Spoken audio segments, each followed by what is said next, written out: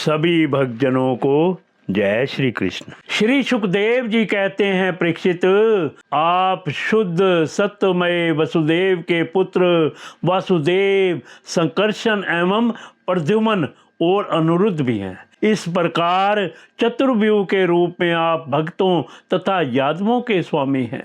श्री कृष्ण, हम आपको नमस्कार करती हैं। आप अंतःकरण और उसकी वृत्तियों के प्रकाशक हैं और उन्हीं के द्वारा अपने आप को ढक रखते हैं। उन अंतःकरण और वृत्तियों के द्वारा ही आपके स्वरूप का कुछ संकेत भी मिलता है।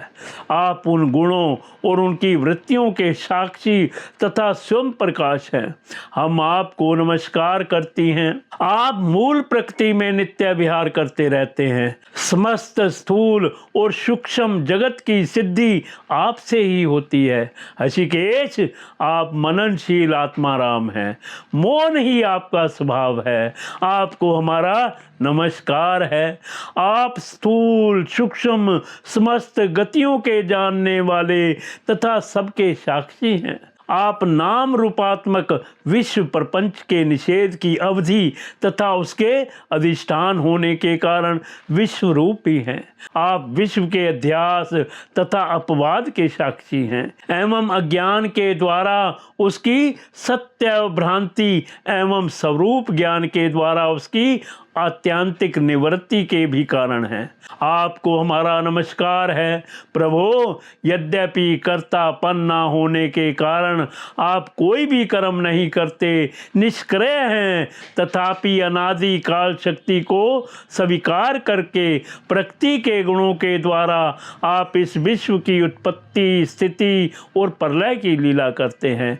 क्योंकि आपकी लीलाएं अमोघ हैं, आप सत्य संकल्प हैं, इसलिए जीवों के संस्कार रूप से छिपे हुए स्वभावों को अपनी दृष्टि से जागृत कर देते हैं। त्रिलोकी में 3 प्रकार की योनियां हैं: सत्व गुण प्रधान, शांत रजोगुण प्रधान, अशांत और तमोगुण प्रधान। मूल वे सब की सब आपकी लीला मूर्तियां हैं। फिर भी इस समय आपको सत्व गुण प्रधान शांत जन ही विशेष प्रिय है, क्योंकि आपका यह अवतार और ये लीलाएं साधु जनों की रक्षा तथा धर्म की रक्षा एवं विस्तार के लिए ही हैं। शांतात्मन स्वामी को एक बार अपनी प्रजा का अपराध सह लेना चाहिए। यह मूढ़ है, आपको पहचानता नहीं है, इसलिए इसे क्षमा कर दीजिए। भगवान कृपा कीजिए। अब यह सर्प मरने ही वाला है। साधु पुरुष सदा से ही हम अबलाओं पर दया करते आए हैं, अतः आप हमें हमारे प्राण स्वरूप पति देव को दे दीजिए। हम आपकी दासी हैं, हमें आप आज्ञा कीजिए, आपकी क्या सेवा करें, क्योंकि जो श्रद्धा के साथ आपकी आज्ञाओं का पालन आपकी सेवा करता है वह सब प्रकार के भयों से छुटकारा पा जाता है। श्री सुखदेव जी कहते हैं, परीक्षित, भगवान के चरणों की ठोकरों से कालिया नाग के फण छिन्न भिन्न हो गए थे।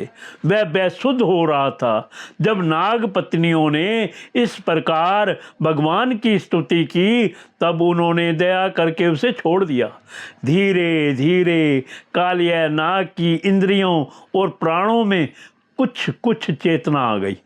वह बड़ी कठिनता से श्वास लेने लगा और थोड़ी देर के बाद बड़ी दीनता से हाथ जोड़कर भगवान श्री कृष्ण से इस प्रकार बोला।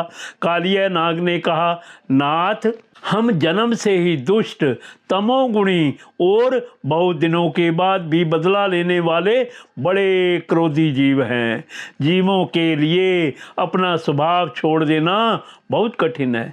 इसी के कारण संसार के लोग नाना प्रकार के दुराग्रहों में फंस जाते हैं।